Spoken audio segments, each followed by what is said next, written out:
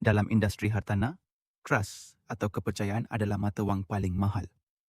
Pembeli dan penjual tidak akan membuat keputusan besar seperti membeli rumah bernilai ratusan ribu atau berjuta ringgit jika mereka tidak percaya kepada orang yang membimbing mereka. Trust bukan datang daripada kata-kata manis, tetapi daripada konsistensi, integriti dan pengalaman yang ditunjukkan melalui tindakan. Ramai ejen ingin closing cepat, tetapi lupa bahawa asas kepada semua closing ialah kepercayaan. Bila pelanggan percaya kita, proses jual beli menjadi lebih mudah, rundingan menjadi lancar dan referral datang dengan sendiri. Hari ini, saya akan kongsikan bagaimana kita sebagai perunding hartanah boleh membina trust secara profesional. Langkah pertama untuk membina trust adalah jujur. Jangan sesekali overclaim tentang hartanah.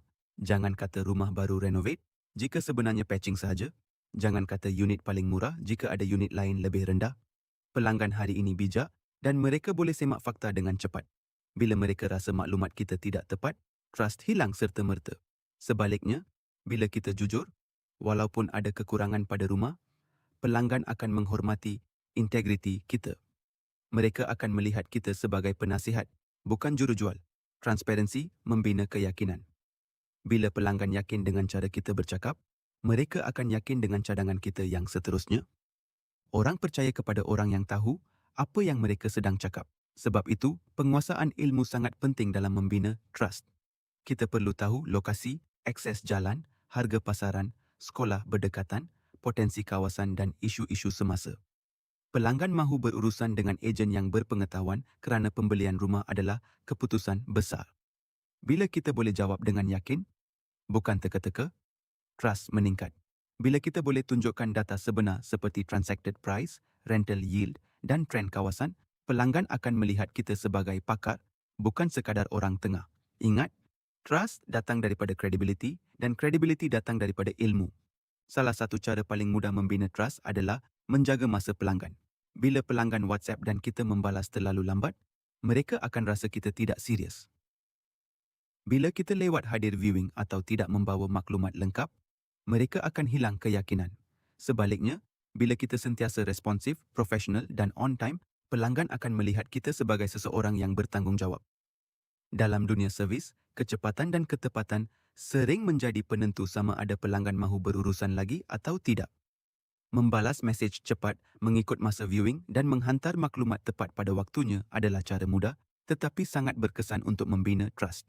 Trust dibina bukan pada hari pertama, tetapi melalui hubungan jangka panjang. Ejen yang hanya fokus kepada closing akan dilihat sebagai pushy. Tetapi ejen yang fokus kepada relationship akan mendapat lebih banyak referral dan repeat business. Selepas viewing, selepas booking, malah selepas serah kunci, kita perlu follow up.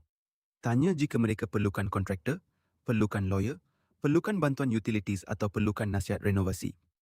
Bila pelanggan rasa dihargai selepas jualan, trust semakin kuat. Mereka akan ingat kita bukan sekadar ejen, tetapi penasihat hartanah mereka. Relationship adalah asas trust yang paling kuat. Trust bukan dibina dengan kata-kata, tetapi dengan bukti.